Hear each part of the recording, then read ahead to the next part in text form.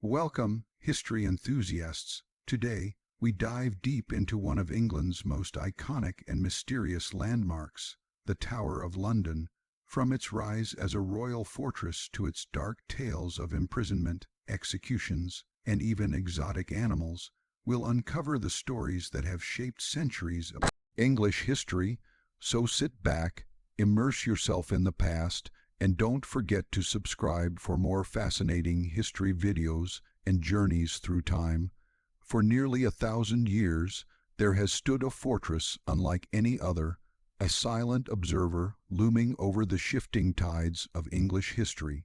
It has watched kings rise and fall, rebellions ignite and fade, and generations of Londoners pass through the shadows of its stone walls. It is a place where myths cling to the ancient mortar, where truth and legend intertwine so tightly that even the most dedicated historians struggle to separate one from the other. Its presence is both comforting and chilling, grand yet ominous. And whether admired from afar or walked through in person, one thing becomes immediately clear: the Tower of London is more than just a building. It is a storyteller, one carved from stone, shaped by blood, and preserved by time. From the moment you first lay eyes on the tower, you understand why it has captivated the world for centuries. Its towering battlements seem to cut into the sky, its walls thick with secrets, its silhouette a reminder of authority that once commanded absolute fear. Few structures in the world hold as many layers of meaning, as many echoes of the past, as this iconic fortress. It is simultaneously a symbol of power, a monument of cruelty, a palace of splendor, and a museum of horrors. It is a paradox, a contradiction made of stone, and that contradiction is precisely what makes it so endlessly fascinating. Over its long life, the tower has served countless purposes. It has been a royal palace, a strategic military stronghold, a prison of terror, a treasury, an armory, a zoo, an archive, and even a place of scientific curiosity. Each era reshaped it. Each ruler added their own mark. Each event left behind its own shadow. And through all these reinventions, one thing remained constant. The tower was always a place where the most important stories of England played out, sometimes openly, sometimes behind closed doors, sometimes in dark, echoing chambers no one dared speak of. But in the beginning, before the political intrigues, before the royal prisoners, before the executions that would stain its history, the tower was simply an idea, a grim, powerful idea born from conquest. The idea that a king's authority could be shaped into stone, the idea that power could be made visible, permanent, immovable. This idea belonged to one man, William the Conqueror. When William defeated King Harold at the Battle of Hastings in 1066, he understood something crucial. Winning a battle was not the same as securing a kingdom. The English were proud, rebellious, and unwilling to submit to a foreign ruler. The Normans might have claimed victory, but their hold over England was precarious. William needed more than soldiers. He needed a symbol, something unmistakable, something the English people would look at and instantly understand. Resistance is pointless. And so, in 1078, he commanded the construction of a massive stone fortress on the banks of the River Thames. It was no ordinary building. William envisioned a structure so imposing, so intimidating, that merely catching sight of it would remind the people of England who now held the throne. What rose from the earth was the beginning of what we now call the Tower of London, and at the heart of this towering complex stood a great central keep, the White Tower. Imagine London at that time. No bustling metropolis. No towering skyscrapers, no sprawling city lights. Instead, a town of timber buildings and winding dirt paths, surrounded by open fields and forests, and rising above all of it, a massive, gleaming structure of pale stone. The White Tower, in its earliest days, must have felt almost supernatural, like a castle dropped from another world. Its very presence changed the skyline, changed the mood, changed the balance of power. It was not simply a building, it was a declaration. To Londoners of the 11th century, the White Tower was a shock to the senses. Nothing like it had existed before. It was enormous, with walls up to 15 feet thick, designed to withstand not only attacks from outside, but rebellions from within. Every stone had been hauled across the channel from Keene in Normandy, a constant reminder of foreign power. Even the architecture was unfamiliar, grand, Romanesque, foreign in style, foreign in purpose. It sent a message without a single word spoken. The Normans were here to stay. As the years passed and the tower expanded, it grew into more than just a fortress. It became a symbol of the monarchy itself. Kings would come and go, but the tower always stood, overseeing every triumph and every tragedy. Its walls absorbed the sound of marching soldiers, royal celebrations, whispered conspiracies, and cries of despair. It saw fires, plagues, wars, and political upheavals, yet it endured it all, unchanged in its mission, to serve the crown. But while the tower's role and reputation evolved over time, its early purpose was unmistakably clear. It was a reminder of authority, a tool of intimidation, a citadel designed to impose order on a conquered people, and Londoners understood this immediately. To live in the shadow of the tower was to live in the shadow of power itself. And yet, despite its ominous image, there was also something strangely awe-inspiring about the tower. People feared it, but they could not help but admire its strength, its enormity, its grandeur. There were stories told even in those early days, stories of the massive stones, stories of the incredible labor that went into building it, stories about the mysterious Normans whose army had brought such a marvel into existence. For as much as the tower represented domination, it also represented ambition. It represented the belief that a ruler could shape the world around him. Over time, the tower became woven into the fabric of London life.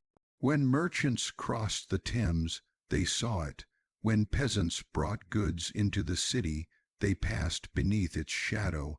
When sailors arrived from distant lands, the tower was one of the first things they saw, a stone guardian watching over the river. It was always there, always watching, always reminding. It is impossible to imagine London without the tower. Even today, surrounded by modern buildings, it remains a stark and powerful presence. And though centuries have passed, the emotions it once evoked, fear, awe, respect, curiosity, continue to linger. The tower has survived rebellions, sieges, fires, and modernization. It has survived the changing of dynasties and the evolution of nations. It has survived every attempt to erase or diminish its significance, and it survives now as a living memory, a place where the past is not just remembered, but experienced. When you walk through its ancient gate, when you stand beside the White Tower, when you place your hand on stones that have felt the touch of kings, queens, prisoners, guards, and rebels, you sense the immense weight of history pressing in from all sides. You begin to feel the heartbeat of 1,000 years. You begin to understand that the tower is not just a monument. It is a timeline etched in stone, a storybook left open for anyone willing to read. And in that moment, you realize something else. The tower is not simply a relic of the past. It is a mirror, reflecting the darker and brighter sides of human ambition. It shows us the desire for control, the fear of rebellion, the fragility of power, and the lengths rulers will go to protect their legacy. It shows us courage and cruelty, hope and despair, loyalty and betrayal. It shows us the truth about power, that it must be built, protected, defended, and that even the mightiest rulers place their trust in things made of stone. But the tower also shows us something deeper. It shows us that power is temporary. The kings who built it are long gone. The prisoners who trembled within its walls are dust. The armies that marched through its gates have faded into history. And yet the tower remains. It has outlived them all, not because it is invincible, but because it carries their stories onward. Every stone is a memory. Every tower, every gate, every chamber is a chapter waiting to be told. And as we journey deeper into the story of the Tower of London, its rise, its power, its dark chapters, its transformations, we uncover the history of England itself, because to understand the Tower is to understand the very soul of a nation. When we speak of the Tower of London today, we often imagine the final product, the massive fortress, the thick battlements, the ravens perched in watchful silence, the echo of footsteps on cold stone. But to understand how this iconic structure came to dominate English history, we must step back in time, far beyond the polished walkways and guided tours, back to a land still trembling from conquest, a land unsure of its future, a land forced to accept a new ruler whose power needed more than just an army to stay intact. It needed a symbol, a monument of dominance, a fortress so imposing that the very sight of it could silence rebellion. That moment takes us to the late 11th century, to the uncertain years after the Norman conquest. England in 1066 was a wounded kingdom. The Battle of Hastings had shattered the old Anglo-Saxon order, replacing it with Norman rule under William the Conqueror. But victory in battle did not mean peace. Beneath the surface, resentment simmered. Across the countryside, whispers of rebellion spread. The English people were not ready to accept foreign rule, especially from a king whose authority had been built on invasion. William understood this more clearly than anyone. He knew an army alone could not secure the crown. Fear could be powerful, but fear needed a shape. Authority needed a spine made of stone, and that is where the idea of the tower began. In 1078, William ordered the construction of a massive fortress on the River Thames. His advisors understood the strategic importance of such a location. The Thames was not just a river, it was London's lifeline. Goods, soldiers, supplies, diplomats, everything passed along its currents.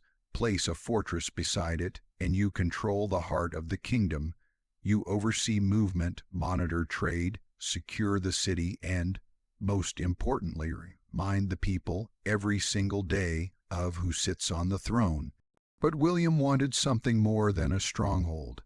He wanted a fortress that would shock the English into submission, something unlike anything they had ever seen.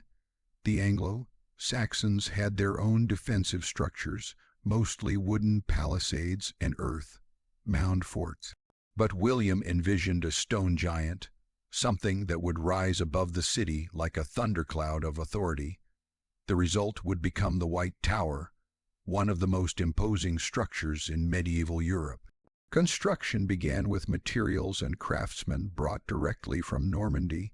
William refused to rely solely on English builders because he wanted no mistakes, no delays, and no divided loyalties. The stone itself came from Keene, a pale limestone that gleamed brightly in the sunlight. Imagine what that must have looked like to the English people, a towering structure of foreign stone rising above their wooden homes, radiating a cold, imposing brightness against the skyline. It did not blend with the city, it dominated it. At first, the foundations alone took months to lay. Medieval construction was slow, dangerous, and grueling. Workers risked their lives on high scaffolding, lifting heavy blocks of stone with primitive cranes. The tools were basic hammers, chisels, wooden wedges, but the vision was monumental. Every piece had to be shaped by hand, every corner carved with precision. Mistakes meant collapse, and collapse meant death. But the work continued because William demanded progress, and no one dared disobey the king. Slowly, the walls of the White Tower began to rise. Thick walls, some stretching up to 15 feet in width, were designed to repel not only English rebellion but foreign invaders. The interior was meticulously structured, with rooms intended for nobility, storage for weapons, and a chapel that would become one of the finest examples of Norman architecture in the world. In an age when architecture was communication, the White Tower proclaimed a message of unmatched clarity. The Normans were not temporary rulers. They were here to build, to stay, and to reshape England in their image. The people of London watched the construction with a mixture of awe and dread. As each level rose higher, so did their unease. The English saw their old world disappearing, replaced by cold Norman stone. To them, the tower was not merely a fortress. It was a symbol of occupation, a reminder of their defeat, a constant, unblinking eye that watched over their every move. Children grew up under its shadow, learning to navigate life beneath the looming presence of a structure that seemed to swallow the sky. The tower became a landmark, but not one of pride, one of fear. Yet fear was exactly the point. William had learned from history. He had seen how previous kings had lost control because their power lacked permanence. Wooden forts burned, armies fled, rebellions toppled weak rulers overnight. But a stone fortress, especially one this massive, sent a message of endurance. It said, "This rule is unshakable, this power is absolute." And in that message was the key to William's vision of England's future. But the tower was not built overnight. Its construction required a network of laborers, engineers, and soldiers. Entire sections of London were reorganized around the rising structure. Homes were demolished. Land was seized. Roads were redirected. The tower consumed space and resources like a growing giant, and no one could refuse its demands. The political meaning of the tower extended far beyond its walls. It reshaped the geography of London, pushing the Anglo-Saxon population outward while creating a new center of Norman authority. And yet, despite all the force behind its creation, the tower was also a marvel of engineering and artistry. The Normans were masters of stonework, bringing architectural techniques that England had never seen. They built vaulted ceilings, thick buttresses, spiral staircases, and arched windows, designs that looked both threatening and impressive. When the White Tower finally reached completion, it became the tallest building in the city, visible from miles away. It was a monument of absolute power and absolute ambition. Inside, the tower was surprisingly refined for its time. The chapel of St. John, in particular, stood out as a masterpiece. Its tall columns and rounded arches gave it a solemn, almost holy presence. This was no crude fortress. It was a royal palace in the making, a place where kings could hold court, host banquets, and display their majesty. And yet, behind this beauty lurked an unmistakable threat. After all, the tower was built to protect the king from his enemies, both foreign and domestic. Its beauty was carved from intimidation. By the time William died in 1087, the tower had already become a symbol of Norman control. But later kings would build upon it, expanding the surrounding walls, adding towers, gates, and defensive structures. Each ruler left their own mark, turning William's initial stronghold into a sprawling complex of political and military might. What began as a single central keep became an entire fortress city, and as the tower grew, so did its role in the life of the nation. It housed soldiers ready to defend the kingdom. It stored weapons and supplies. It held state documents and precious treasures, and over time it would evolve into something far darker, England's most feared prison. But at this stage of its life, in the years soon after its construction, the tower was primarily a fortress of authority. A message from the Normans to the English, a physical embodiment of conquest. To understand the tower's rise, we must also understand the psychology behind its design. Medieval rulers believed deeply in the symbolic power of architecture. Castles were not only military structures, they were political tools. Their presence alone could pacify a region without a single arrow fired. A strong castle meant a strong king. A weak castle meant a weak ruler. And William was determined to never appear weak. That is why the White Tower was built so tall. That is why its walls were so thick. That is why its stones were bright and foreign and intimidating. The tower was intended to communicate strength, legitimacy, and permanence. It was a monument to Norman domination, but also to Norman civilization. To them, bringing stone architecture to England was not just military control, but cultural transformation. They saw themselves as bringing order to a chaotic land. And the tower was the physical proof of that mission. As decades passed, the tower's relationship with the people of London became more complicated. While many still saw it as a symbol of oppression, others began to accept it as part of the city's identity. Markets formed nearby, ships docked beneath its walls, merchants did business in its shadow, life carried on even as the great fortress loomed above. It became a backdrop to daily existence. But even as it blended into the cityscape, the tower never lost its power.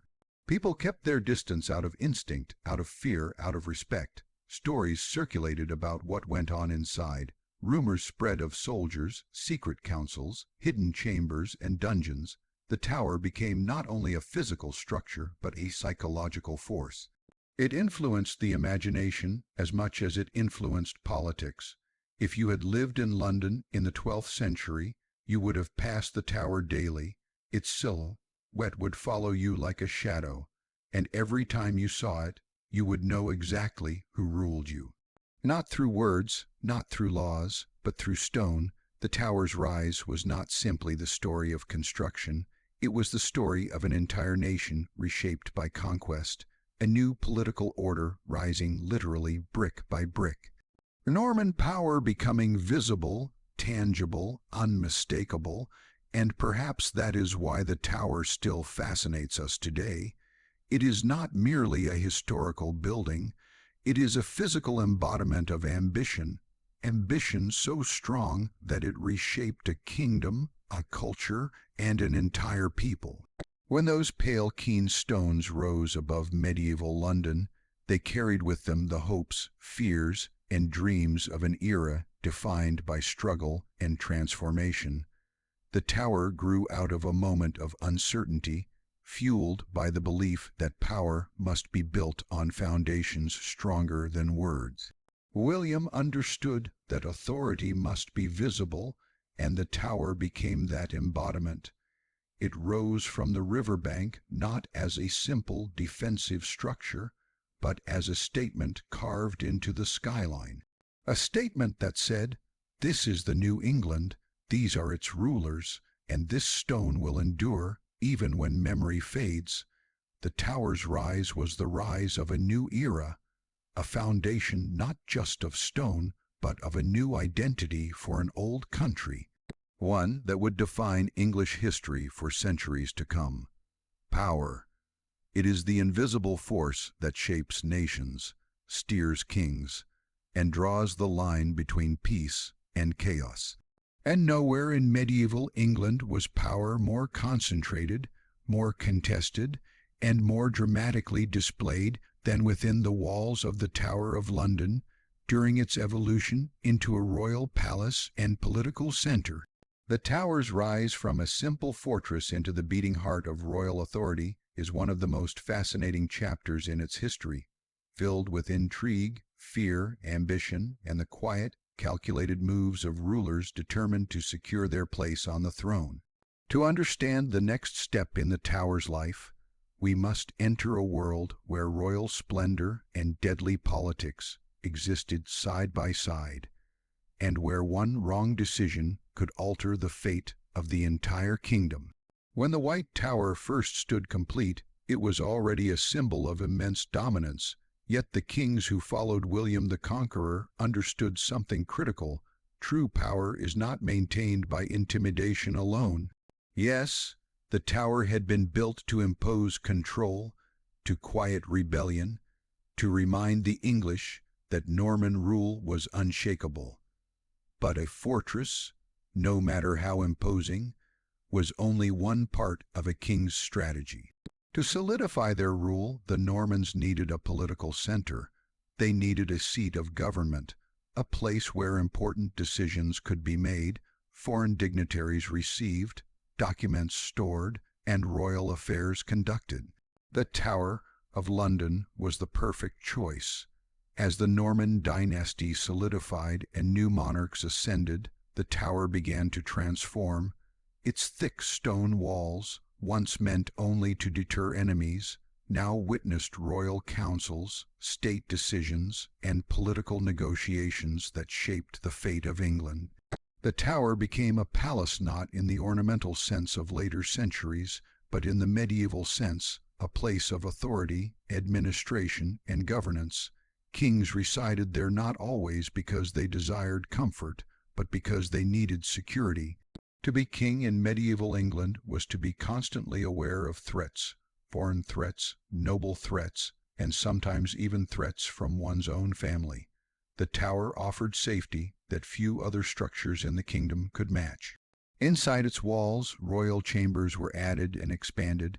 Wooden structures rose around the White Tower, each designed for specific administrative and ceremonial purposes. Large halls were built for meetings. Smaller, private rooms were constructed for the king and his advisors to discuss sensitive matters. Clerks, scribes, and royal officials moved through its corridors, carrying scrolls and documents that recorded the laws and decisions of the land.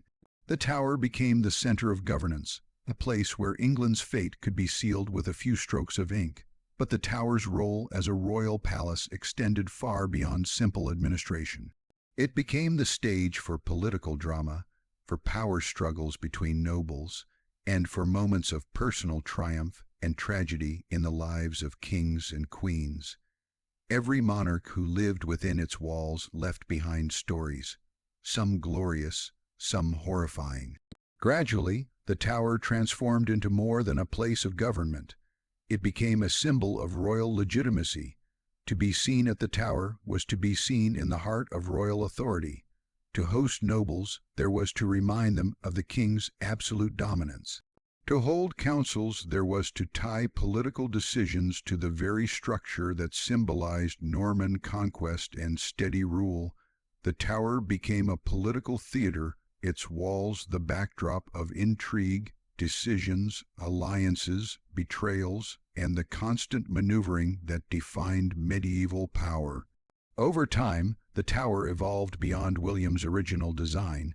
New towers, walls, and gates were added as expanding monarchs sought to reinforce the fortress and create more space for royal activities. Under King Henry Roman III and later Edward I, the tower grew into a sprawling complex of multiple baileys, defensive walls, royal apartments, and ceremonial spaces. Each addition strengthened not only the tower's physical structure, but its symbolic weight. It became clear the tower was not simply a place where the king stayed, it was the embodiment of monarchy itself. Yet the political evolution of the tower came with an unavoidable consequence. Wherever power gathers, danger gathers as well. As the tower became a palace and administrative center, it also became the center of mistrust, suspicion, and political rivalry. Nobles who passed through its gates did so with caution. Councils held inside its walls were often tense. Every decision made there could elevate a noble to greatness or cast him into ruin. The tower's halls echoed with not only royal proclamations, but also whispered conspiracies. Some conspiracies were imagined, others very real. All of them shaped the tower's darkening reputation. The tower's role as a political stage brought it intimately close to the personal lives of monarchs. It witnessed alliances forged through marriage, disputes between siblings, disagreements among advisors, and even battles between kings and nobles who sought to limit royal authority. Kings may have worn crowns, but the tower reminded them daily that their crowns were never secure. Power needed to be protected, defended, and constantly reinforced. The most striking example of this fragile royal authority came from family conflicts that spilled into the walls of the tower. Sons plotted against fathers. Brothers competed for influence. Rival nobles manipulated the court from the shadows. The balance of power at the tower was always shifting, always uncertain. The tower witnessed these internal struggles silently, yet the consequences were loud, often violent, and sometimes fatal. And then came moments that would define the tower's place in history as not only a palace but a prison, though at this stage imprisonment was not the tower's primary purpose. Early in its political life, the tower served as a place to hold status detainees, rebellious nobles, foreign diplomats, political hostages. These were people too valuable or dangerous to place in ordinary prisons. They were held in relative comfort, but they understood the gravity of being confined in the tower. Once inside, their fate rested entirely in the king's hands. This dual role, palace and prison, deepened the tower's political significance. It became a place where kings could not only rule, but also contain threats. Having the power to imprison someone at the tower was a powerful political weapon. It sent a clear message: cross the monarchy, and you may find yourself on the wrong side of these walls. During major political crises, the tower became the epicenter of action. Kings fled to it when rebellion rose. Nobles stormed it in moments of dramatic defiance. The tower became the meeting point of power and danger, a place where political lines were drawn and tested. One of the most compelling moments in the tower's political evolution occurred during the turbulent reign of Henry Roman III. His long rule was filled with conflict between the monarchy and powerful English barons who sought to limit the king's authority. The tower became both a refuge for Henry and a focal point of the rebellion. When Simon de Montfort's forces rose against the king, the tower protected Henry from being captured or deposed. Yet its walls also bore witness to humiliating negotiations that forced the king to give up some of his authority. Once again, the tower was present at the crossroads of political transformation. Later, during the 13th and 14th centuries, the tower's political importance reached a new peak. It became the location where kings held foreign prisoners of war, particularly during conflicts with Scotland and France. These prisoners were more than captives. They were bargaining chips. Holding them in the tower meant holding a piece of the enemy's power. Kings used these prisoners to negotiate treaties, ransom payments, and political leverage. The tower's role in international diplomacy grew with every passing decade. The tower's significance was further amplified by its connection to coronations. It became tradition for monarchs to reside in the tower before their coronation ceremonies. This tradition, known as the royal vigil, was symbolic. The future king would sleep inside the fortress that embodied the strength and continuity of the monarchy. Then, escorted by nobles, soldiers, and clergy, the king would process from the tower to Westminster Abbey for the coronation. This ritual tied the monarch's legitimacy directly to the tower. It was a symbolic chain linking the crown to the fortress, ensuring that power flowed from the stones of conquest. But for all its political power, the tower was also a place of luxury, at least for the royal family. Kings added gardens, private chambers, regal halls, and decorative touches to make the tower more fitting for royal residence. Feasts were held there, foreign envoys were welcomed there, lavish banquets filled its halls with music, laughter, and the clatter of plates. The scent of roasted meats and spiced wine drifted through the air, but for every moment of celebration there was a shadow, a knowledge that the same walls could just as easily witness betrayal or doom. By the time the Plantagenet kings ruled England, the tower had fully evolved into a complex symbol of authority. It held treasury rooms filled with gold, silver, jewels, and war spoils. It served as a center of administration, with clerks maintaining records and writing laws. It housed armorers who crafted weapons for the king's army. It kept political prisoners under watch. It guarded the crown jewels, and it provided a secure refuge for the king during times of danger. Yet with great power came great paranoia. Kings increasingly used the tower as a place to monitor enemies and to keep potential threats close. Being sent to the tower carried a weight all its own. Even before the tower became a notorious place of execution, the mere act of confinement there sent shockwaves through the noble class. It meant a fall from grace, a loss of favor, a signal that the king had turned against you. For some, it was a temporary setback. For others, it was the beginning of the end. The tower's role in political life grew darker as the centuries passed. Rival factions within the monarchy sought control, manipulating young kings, deposing weak rulers, and imprisoning those who stood in their way. The tower saw coups, conspiracies, and the collapse of dynasties. It became a chessboard where nobles and monarchs fought a silent war, one move at a time. Perhaps the most infamous example of political manipulation within the tower came with one of England's greatest mysteries, the disappearance of the two princes in 1483. During the chaotic years of the Wars of the Roses, the tower was not merely a palace.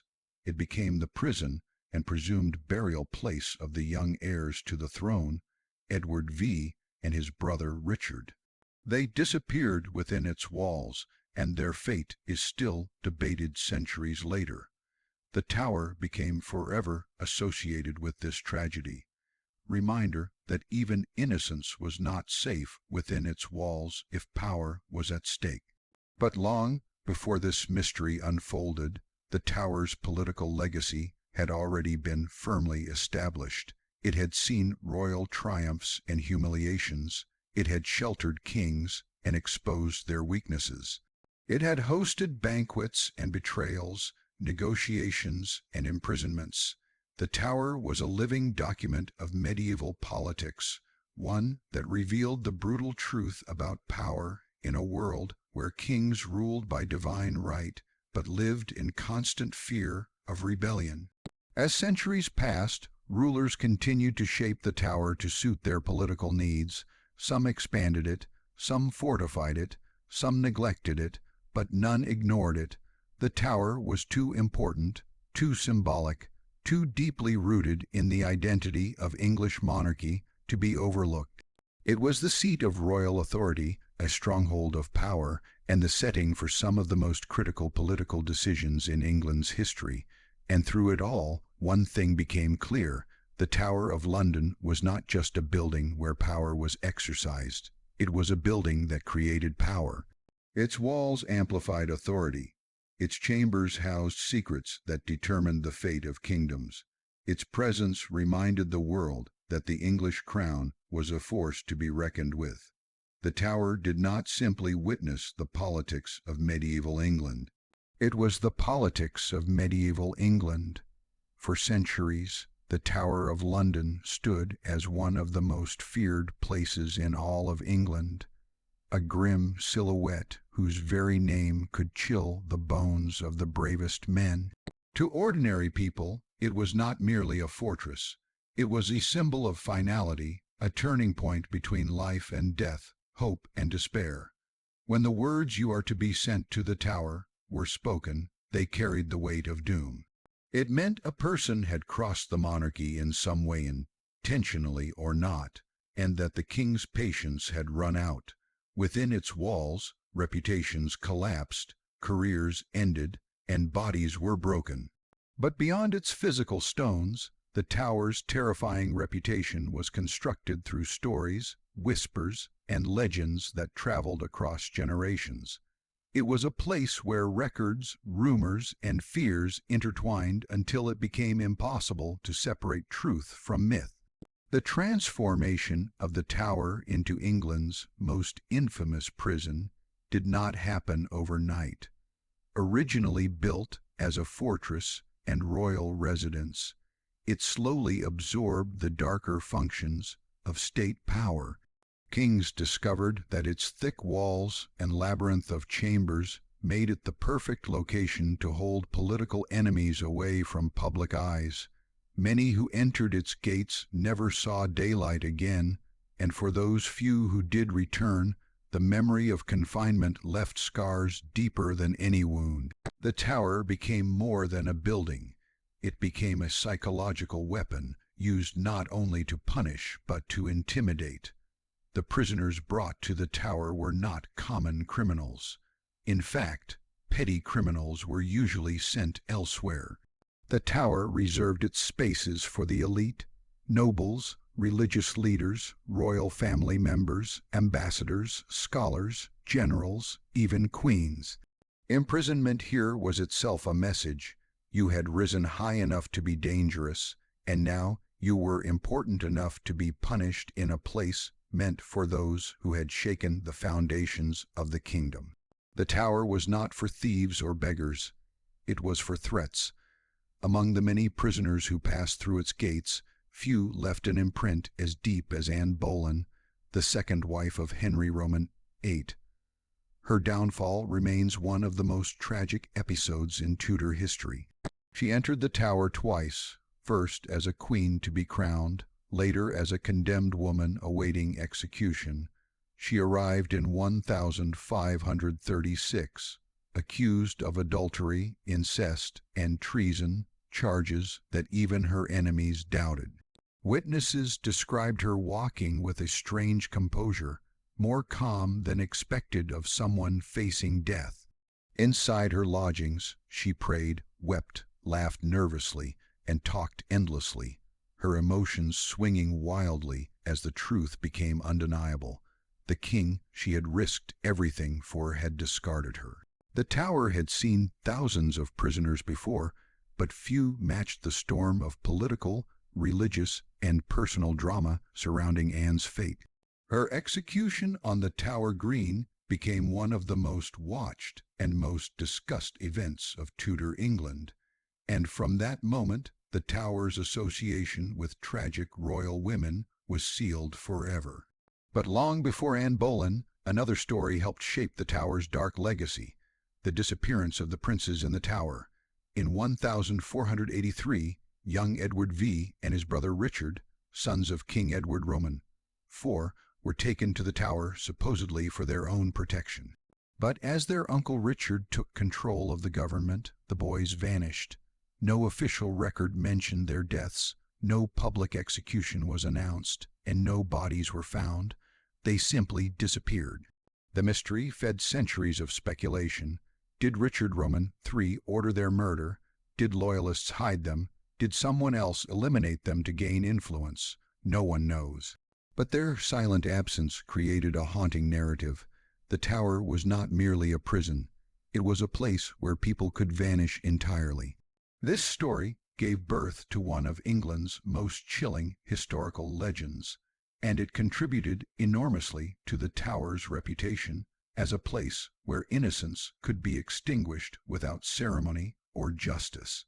As political tensions grew across the Middle Ages and the Tudor era, the Tower became the center of a vast network of state surveillance and punishment.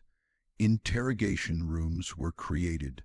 Torture chambers were added. Wardens kept detailed records of each prisoner's arrival, behavior, and treatment. Some prisoners, especially nobles, were given relatively comfortable rooms. They could have beds, furniture, writing materials, even servants, depending on their wealth and the king's mood. But comfort did not erase fear. Even those treated well knew the Tower had a way of turning privilege into despair. At any moment, a royal decision could swing, and the prisoner's fate could shift from house, like confinement to brutal interrogation. Torture in England was not common, But when it happened inside the tower. The most infamous instrument was the rack, a massive wooden frame operated by turning rollers that stretched a person's limbs until joints dislocated and muscles tore. Guy Fawkes is perhaps the most famous victim of the rack, tortured after the failed gunpowder plot of 1605. His signature, once elegant, became a shaky scrawl afterward, a visual testimony to the suffering inflicted inside the tower. Another device, the scavenger's daughter, compressed the body into an excruciating position by forcing a prisoner into a crouch and locking the limbs together. The constant pressure caused blood vessels to burst, leaving victims with bleeding faces and blood-soaked clothing. Yet, torture was not always physical. The psychological weight of isolation inside the tower could be equally devastating. Prisoners were cut off from families, stripped of their titles, and left with nothing but the uncertain future that waited beyond the next sunrise. Some people broke under the silence, others wrote feverishly, leaving behind diaries, letters, and confessions that reveal their unraveling minds. These writings offer us an intimate look into the tower's emotional darkness, pages filled with fear, resignation, hope, despair, and sometimes moments of acceptance. One such prisoner was Thomas More, the respected scholar and statesman who refused to support Henry Roman VIII's break from the Catholic Church. His imprisonment was quiet, reflective, and profoundly human. He wrote about conscience, faith, and the nature of truth while awaiting a fate he had already accepted. More's execution, like many others, showed how the tower functioned as a political theater. Punishments were not just legal, they were symbolic, engineered to reinforce the king's authority and display the consequences of disobedience. The executions carried out near the tower were grim spectacles. The Tower Green, inside the fortress, was reserved for high-status individuals, queens, nobles, and those whose deaths the government wanted to keep relatively private. But others were taken to Tower Hill, just outside the fortress, where crowds gathered to witness public beheadings. These events were meant to educate the population about loyalty and betrayal. Sometimes the executions went smoothly, with clean strokes of the axe. Other times, they were horror shows, with executioners missing the mark and needing multiple blows to complete the task. In either case, the tower's presence loomed over the scene like a silent judge, reinforcing its identity as the beating heart of royal justice. Throughout the 16th and 17th centuries, the tower's prison held foreign diplomats, religious figures, scientists, and rebels. During Elizabeth I's reign, many Catholics accused of conspiracy were locked inside, including Jesuit priests who underwent harsh interrogations. During the English Civil War, the tower changed hands multiple times, capturing loyalists to both the crown and the Parliament. The political climate determined who became a prisoner. One year's nobleman could be next year's traitor, depending on which faction held power. Yet even in its darkest moments, the tower was strangely inconsistent. Some prisoners lived comfortably, ate well, received visitors, and had access to gardens. Others suffered in damp, freezing cells where the only company was rats. The tower was not a single experience. It was a spectrum, ranging from relative luxury to terrifying brutality. What determined the treatment was not the crime committed, but the prisoner's political value. The tower also witnessed acts of courage and resistance. Several prisoners attempted escapes, some successfully. The most famous escape was that of John Gerard, a Jesuit priest who, despite torture, never lost hope.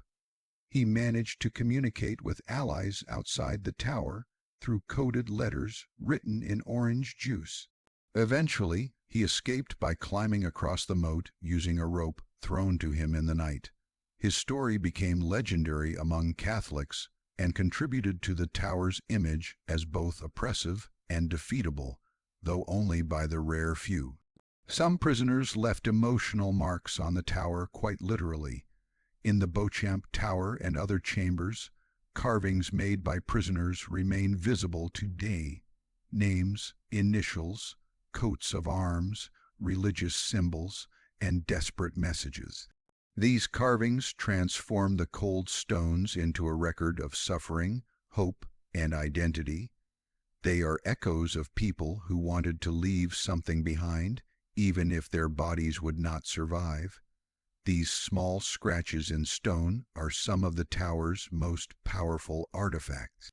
The tower's use as a prison slowly declined in the 18th and 19th centuries as England modernized, but it never completely stopped holding prisoners. Even during the World Wars, the tower was briefly revived as a place to detain enemies of the state. In 1941, German spy Joseph Jacobs became the last person executed at the tower, shot by a firing squad. His death marked the end of a long and dark chapter in the fortress's history. Over time, fear gave way to fascination. The tower's terrible reputation became part of its charm as a historical site. Millions now walk the same courtyards where prisoners once trembled, exploring the rooms where secrets were whispered and destinies sealed. Guides retell stories of ghosts, Anneboleyn carrying her head, the young princes wandering lost, and tortured prisoners crying through the night. Whether these tales are true or not matters less than the emotions they evoke. The tower remains a place where imagination and history collide. Even today, the tower's presence reminds us that power has a physical form. Its walls stand as witnesses to 1,000 years of English politics, both noble and cruel. Though the executions have ended and the cells are empty, the shadows of those who suffered there linger in every doorway and stone corridor. The Tower of London's identity as a prison may have faded with time, but its legacy as a symbol of fear, control, and the fragility of human power continues to captivate the world. Through its stories, we see how history is shaped not only by those who rule, but also by those who fall. When people picture the Tower of London, they usually imagine its dark dungeons, shadowed corridors, and cold stone walls echoing with the footsteps of doomed prisoners. But hidden within this fortress of fear existed something unexpected, something almost unbelievable. Behind iron gates and beneath the same battlements that once overlooked executions, there lived a collection of exotic animals that seemed torn from the pages of ancient mythology. Lions, leopards, monkeys, wolves, eagles, owls, hyenas, and even a polar bear from the frozen Arctic once roamed, prowled, or paced nervously inside the tower walls. It was a world of strange beauty and unsettling danger, a world that collided with politics, prestige, and the monarchy's desire to show power in ways that no army or prison sentence ever could. The tower's royal menagerie began nearly 1,000 years ago, during the medieval period, when kings and queens measured their influence not only through land, wealth, or armies, but through the possession of rare and marvelous creatures. The more exotic the animal, the more powerful the king appeared, at least in the eyes of visiting ambassadors, foreign rulers, and the public. Animals were not just curiosities, they were diplomatic symbols, living trophies of alliances, marriages, and victories. They were gifts that carried layers of meaning. To send a king a lion was to acknowledge his strength. To send him an elephant was to acknowledge his reach. To send him a rare bird was to flatter his refinement. These animals became part of the political theater of medieval Europe, and in England, the stage for this theater was the Tower of London. The earliest documented animals arrived during the reign of King John in the early 13th century. John received a number of strange beasts from rulers far beyond England's borders, but the true transformation came when his son, Henry Roman III, embraced the idea of the menagerie with passionate enthusiasm. In 1235, Henry received 3 leopards, some accounts say lions, as a gift from the Holy Roman Emperor Frederick Roman II. The gesture symbolized their shared noble lineage and political alliance.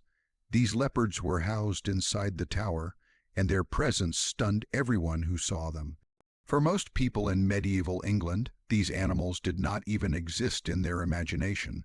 They were creatures described vaguely in the Bible, in myths, or in travelers' exaggerated stories. Suddenly, they were real, breathing, snarling beings contained within the king's fortress. From that moment on, the menagerie grew rapidly. Henry Roman III received a white bear from the King of Norway, a polar bear unlike anything Britain had ever seen. Documents reveal that the bear was allowed to hunt fish in the Thames River, tethered by a chain long enough to reach the water. Imagine the shock of Londoners watching, from the muddy banks of the river, as a massive white creature plunged into the water, splashing violently as it emerged with a writhing fish in its jaws. For a population accustomed to cows, dogs, and horses, the polar bear seemed like a monster from another world, a beast that belonged not to Earth, but to some distant, icy realm where spirits roamed and legends were born. The tower also housed an elephant, another extraordinary gift, this one from King Louis Roman IX of France. It arrived in 1255, and its presence fascinated the entire city. Chroniclers wrote about crowds gathering outside the tower gates, eager to see the huge creature with its long trunk and thick hide. Many people had never even heard of elephants, let alone seen one. They imagined it as a giant covered in armor, a beast larger than any horse, capable of crushing men with a single step. The elephant lived inside a specially built wooden house, and keepers struggled to understand what it needed, how it behaved, or how it felt. They fed it meat, which we now know is improper, but medieval keepers had no guidebooks, no prior knowledge, no zoological science. Every animal in the menagerie was a mystery waiting to be solved, and often the solutions came too late. As centuries passed, the collection expanded into a diverse array of animals. Lions became the centerpiece of the menagerie, symbols of royal authority and Christian virtue. English kings traced their lineage through lion symbolism, and the animals were kept near the tower's lion tower, a structure built specifically to house them. People believed lions could sense a royal presence and would behave differently when a king approached. Stories circulated about lions bowing, roaring triumphantly, or becoming unusually calm in the presence of monarchs. Whether these stories were true or invented by palace storytellers, they served their purpose. They reinforced the idea that kings were divinely connected to nature's most powerful beasts. Visitors flocked to see the animals. In the medieval and early modern periods, access to the menagerie was limited, usually reserved for nobles, dignitaries, or those who had special permission. But over time, the tower's keepers began allowing curious viewers to enter, sometimes in exchange for a small fee, or, according to some records, in exchange for bringing a cat or dog to feed to the lions.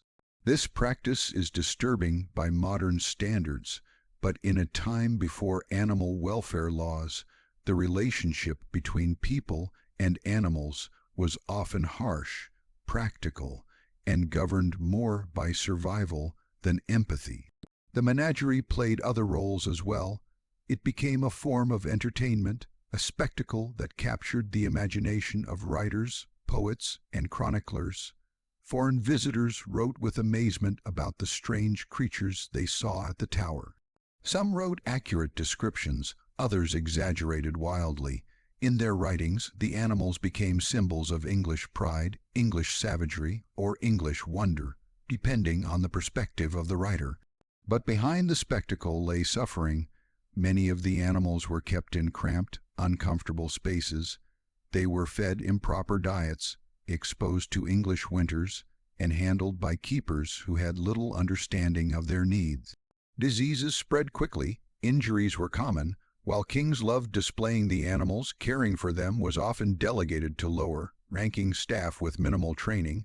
The keepers did what they could, but without modern knowledge, many animals lived short and unhealthy lives.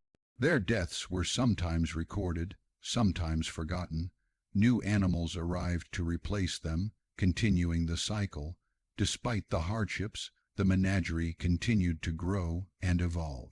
By the Tudor period, it had become a formal institution within the Tower, a structured, recognized collection with assigned keepers and specific buildings. During Henry Roman VIII's reign, the menagerie became part of his extravagant court culture. Henry was fascinated by symbols of dominance, and what better symbol than owning creatures that no other English noble could claim. His lions were said to be particularly fierce, and visitors described them with both awe and fear. Some stories claim that Henry would personally visit the animals, though whether this is true or part of later romanticized stories is uncertain. Even in the Elizabethan era, the menagerie maintained its status as a royal attraction. Queen Elizabeth I received numerous animal gifts, each one enhancing her image as a global monarch. The world was opening up through exploration, bringing new creatures from Africa, Asia, and the Americas. Traders, sailors, and diplomats encountered animals that Europeans had only imagined, and they often brought these creatures back as offerings to powerful rulers. The Tower became a global microcosm, a place where animals from every corner of the world were gathered within a single fortress in London. By the 17th and 18th centuries, the menagerie became more accessible to the public. Ordinary citizens, for a small price, could witness the wonders of nature without leaving their city. The experience was often chaotic, smelly, noisy, and unpredictable. The animals lived in cramped cages that rattled with every movement. Visitors laughed, gasped, screamed, or stepped back in fear as the creatures lunged toward the bars or roared at shadows. Children clung to their parents. Vendors sold trinkets and food nearby. It was entertainment, crude, raw, and unforgettable. But the more the public visited, the more the animals' suffering became visible. Enlightenment thinkers raised early concerns about humane treatment. Scientists began taking interest in animal biology and behavior, and some visited the Tower to examine its creatures. Artists sketched the animals, capturing both their majesty and their misery. Naturalists began noting that the environment was unsuitable, that many animals fell ill quickly, that mortality rates were high. The world was changing, and the menagerie was slowly becoming outdated. The decline accelerated in the 19th century. Public attitudes toward animals were shifting. Zoos began to emerge across Europe, not as royal trophies, but as educational, scientific institutions designed to study behavior, biology, and conservation. The Tower's cramped cages, lack of expertise, and unsanitary conditions seemed increasingly out of place in a modernizing society. London Zoo opened in Regent's Park in the 1820s, and it soon became the preferred destination for exotic animals. Slowly, one by one, the Tower's animals were moved to the new zoo, where their conditions were far better understood. By 1835, after nearly 600 years of operation, the Tower's royal menagerie officially closed. Its animals, symbols of centuries of monarchy and diplomacy, were relocated to environments designed by scientists rather than soldiers. The closure marked the end of one of the Tower's most unusual chapters. For many Londoners who had grown up visiting the menagerie, the change felt nostalgic, even sad. But for the animals, it was a step toward more humane treatment. Today, the legacy of the Tower's menagerie is preserved in artifacts, carvings, sculptures, and historical records. The site where the animals once lived is gone, replaced by modern structures and tourist paths. But visitors can still find reminders: stone lions guarding gates, plaques describing long-gone creatures, and stories told by guides who recount the strange and marvelous world that once existed inside the fortress walls. The tower's animal history may seem like an odd footnote to its darker tales of prisoners and executions, but in reality, it reveals something profound about human nature. The same walls that held captives also held creatures brought from distant lands, creatures that represented curiosity, power, wealth, and the human desire to possess the extraordinary. The Menagerie reminds us that history is complex, filled with contrasts and contradictions. It shows how a place known for fear could also be a place of wonder. It shows how monarchs used living beings to project authority. It shows how societies change, how values shift, and how even the most unusual traditions eventually fade into memory. The story of the royal menagerie is a story of ambition and ignorance, fascination and cruelty, spectacle and transformation. It is a reminder that the Tower of London was never just a prison or a palace. It was a world unto itself, a place where lions roared alongside royal guards, where polar bears swam in the Thames, where monkeys startled visitors, where elephants puzzled keepers, and where the boundaries between the natural world and human power were blurred in ways both fascinating and disturbing. Even now, if you walk through the tower grounds on a cold evening, you might feel a strange echo, an old roar carried by imagination, the rustle of unseen wings, or the phantom splash of a polar bear diving into the river. The animals are long gone, but their presence lingers in the stories, myths, and memories etched into the tower's ancient stones. And through these stories, the menagerie lives on, reminding us that history is not just built by kings and prisoners, but by every creature that passed through the tower gates.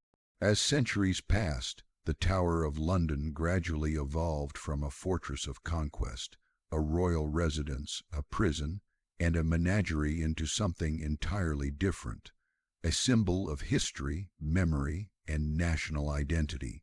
Its stones, which had witnessed blood, power, fear, and awe, now carry with them the weight of centuries, telling stories to a world that can no longer participate in the original dramas.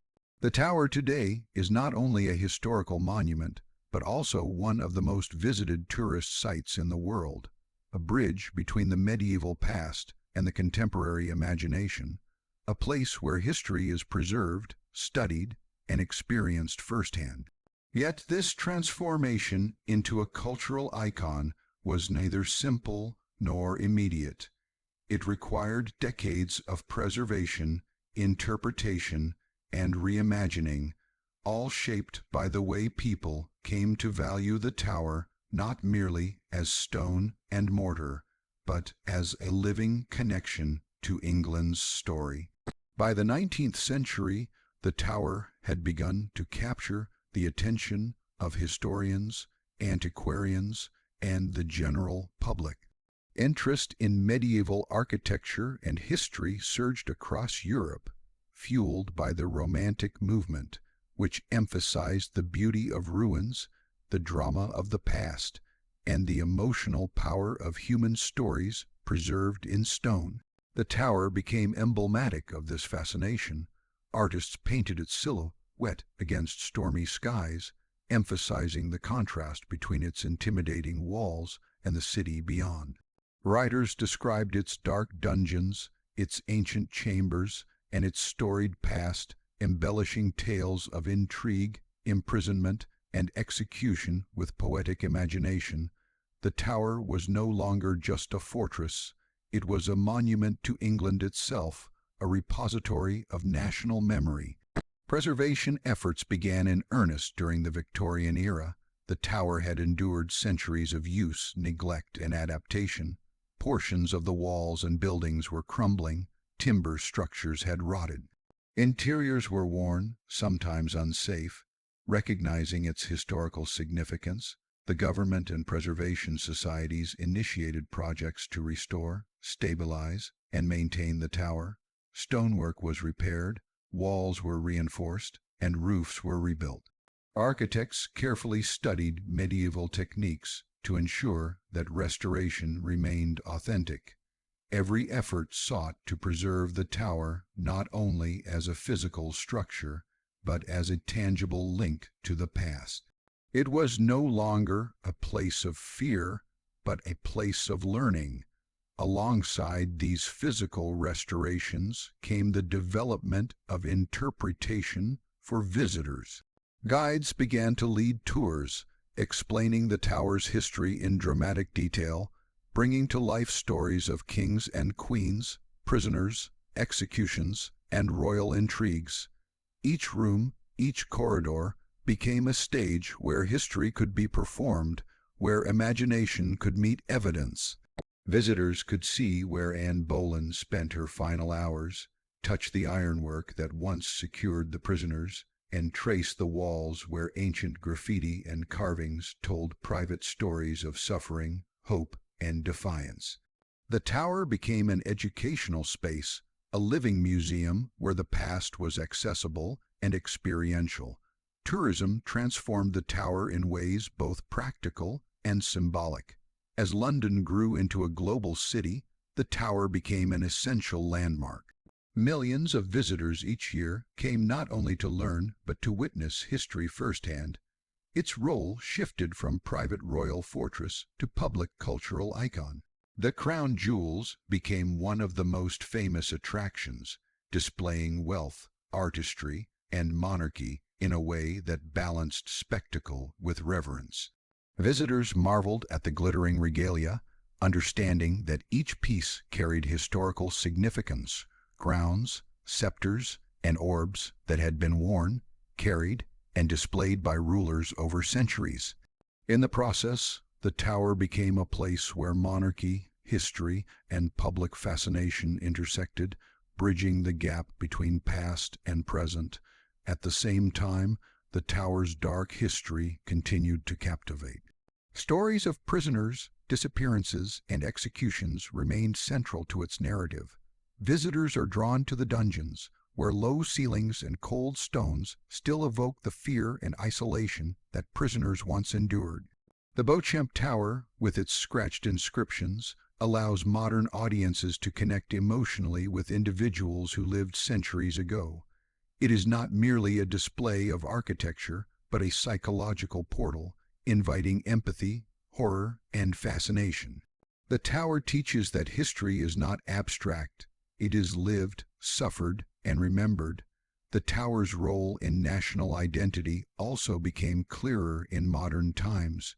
During wars, political unrest, and crises, the tower served as a symbol of continuity and stability. Its walls survived revolutions, fires, and sieges. In World War II, it was briefly used as a prison again, holding spies and enemy agents, demonstrating that even in the 20th century, the tower retained strategic and symbolic significance. Yet even as its functional military role diminished, its symbolic power intensified. It was a reminder that the state endures, that history survives, and that certain sites carry the accumulated weight of national memory. Cultural representation amplified this legacy. The tower appears in literature, films, television, and art, often portrayed as a site of mystery, intrigue, and moral lessons. Shakespeare references it repeatedly, particularly in plays depicting the Tudor period, using its dungeons, walls, and executions as dramatic backdrops. Later novels, from historical romances to Gothic thrillers, drew upon its stories of imprisonment, torture, and royal power. In cinema, the tower has been used to depict political conspiracy, personal tragedy, and the spectacle of medieval life. These representations reinforce the tower's image as a place where history is not merely recorded, but performed, interpreted, and mythologized. The tower's historical importance is also evident in its architecture and preservation as an urban landmark. The White Tower, the outer walls, the multiple baileys, and remaining medieval buildings demonstrate the evolution of military design over centuries. Scholars study these structures to understand Norman construction techniques, medieval defense strategies, and royal priorities. The tower is an outdoor classroom for architects, historians, and archaeologists alike. Each layer of stone, each carved arch, each reconstructed turret tells a story of adaptation, survival, and human ingenuity. The tower's very layout reveals the interplay of security, power, and domestic function, bridging military necessity with political authority. The tower has also become a site of ceremony and tradition. The yeoman warders, known popularly as beefeaters, carry on roles that date back centuries, serving as ceremonial guards, guides, and symbols of continuity. The ravens, kept on the grounds in accordance with legend, maintain their own cultural significance. According to tradition, if the ravens were ever to leave the tower, the kingdom would fall. Whether one believes the legend or not, the presence of the birds reinforces the idea that the tower is a living historical organism, one that incorporates myth and ritual alongside tangible structures and documented events. Moreover, the tower has inspired debates about memory, preservation, and interpretation. Historians, curators, and cultural critics question how to present its past responsibly. How should the stories of prisoners, executions, and cruelty be told to modern audiences? How do we balance spectacle with solemnity? How do we honor the tower's history without sensationalizing suffering? These questions are ongoing, shaping museum practices, public engagement, and heritage conservation efforts. The tower remains a dynamic site where history is continually interpreted, contested, and represented for new generations. Tourists and scholars alike are drawn to the tower not only because of its stories, but because it embodies the passage of time. Walking through its gates, visitors experience layers of history simultaneously. They see Norman stonework alongside Tudor additions, Victorian restorations alongside modern interpretive signage. The tower is a physical palimpsest, a living archive where past and present intersect. The juxtaposition of imprisonment and royalty, of menageries and ceremonies, of fear and spectacle, creates an experience that is both educational and emotionally profound. In this way, the tower teaches visitors about continuity, change, and the enduring influence of the past on the present. The tower's cultural impact also extends internationally. It is one of the most recognizable symbols of Britain worldwide. Its image appears on postcards, travel guides, television programs, and documentaries, often representing London itself. When people think of medieval castles, British royalty, or historic imprisonment, the tower comes to mind. Its influence shapes perceptions of British history globally, conveying narratives about monarchy, power, and civilization. The tower functions as a visual shorthand for authority, legacy, and the complex interplay of fear and fascination that defines historical memory. Education is another critical aspect of the tower's modern legacy. Schools organize visits for students to engage directly with history. Interactive exhibits allow young visitors to explore medieval life, royal ceremonies, and the harsh realities of imprisonment. Costumed guides bring historical figures to life, telling stories of